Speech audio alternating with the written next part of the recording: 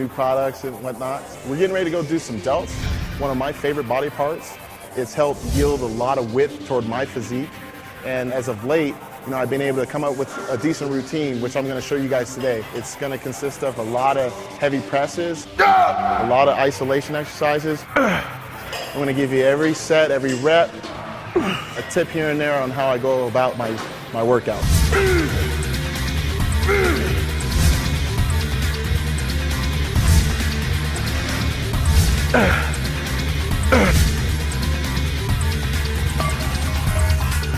The way I'm training right now for the Mr. Olympia contest is exactly how I train in the off season. I don't really change up the rep ranges, the working sets, nothing. I tend to like doing this particular exercise actually standing instead of seated, just because I feel that makes you feel a lot stronger. I'm able to actually push weight as if I was a powerlifter, even though I'm a bodybuilder, and I've noticed that I've been able to get a lot of good growth out of it. And I'll just alternate between doing them standing and seated. Sometimes my trainer doesn't like me doing them standing, primarily because he feels that it could ruin my core and actually widen the waist a little bit, which is something that bodybuilders are never trying to do. I always try to keep it very, very tight. Working out in a hot gym during the summer months, you could tend to get dehydrated, which could actually, in fact, tear a muscle. So you got to keep muscles hydrated, skin hydrated, and that usually comes from drinking tons and tons of water. I usually get about 2 liters every workout. Works out real good. Typically, I try to get in around 3 to 4 working sets. For this particular exercise, usually anywhere from 8 to 12 reps. People will ask, Phil, in your off season, how do you get big? And I tell them, lifting heavy, good form, this and that. They're like, well, what about pre-contest? Don't you just do like a ton of reps? And it's like, well, wait a minute. Didn't you just build this physique based on heavy lifting? With good form and all that stuff? Why would you go completely away from that and do an entire different rep range? To me, it just doesn't make much sense.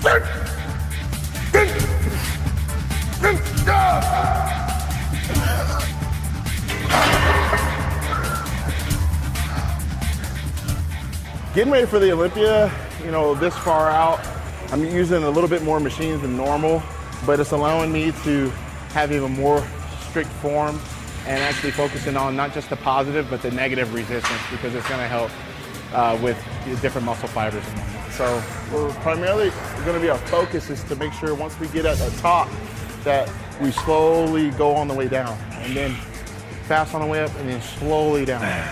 Really just trying to make sure that my form is on point with this, because this particular machine definitely stimulates the delts like crazy, especially when I go slowly on the way down.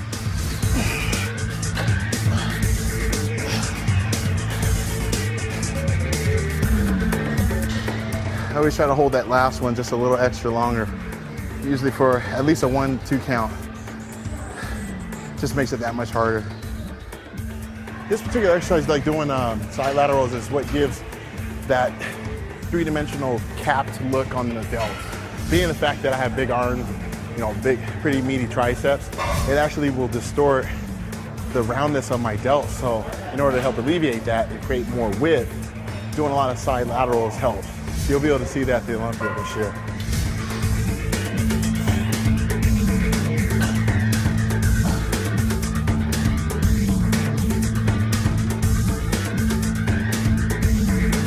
I do lift heavy.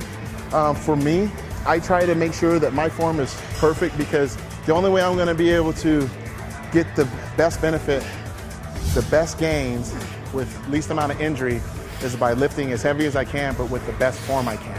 Everybody has their own philosophies with that, but thank God I've been injury-free because of it, and I'm in it for the long haul. And a lot of novice lifters, they see us and they want to get after it, and that's great, that's awesome.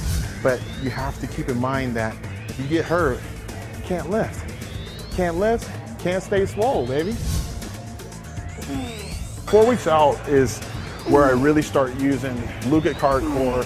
I really like that. I actually like taking the gag kick, because during like heavy leg days, I need like that extra boost of stamina, and that actually has helped out a lot. Without a doubt, hydroxycut hardcore.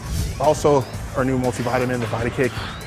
One of the key factors of me signing with Team Muscle Tech was being an ambassador of the sport I love, which is bodybuilding. And being in the IFBB, you know, supporting the NPC, getting out there, talking to people, trying to get them motivated and get them involved in this sport is definitely what my whole mission statement was, but it's theirs too. And they have great products. You want to be representing a supplement company that actually has reputable, you know, content within the labeling and stuff like that. They're way above everybody else. I mean, they do their homework. We all know. I mean, they get awards all the time for supplements. I just know that I feel confident not only talking about it, but taking it too.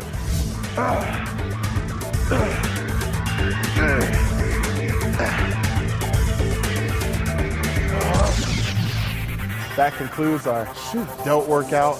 This is definitely, man, I'm pumped right now. I'm definitely feeling, like I can win the Olympia, and hopefully, looking at this workout, seeing how it can be incorporated into your workout.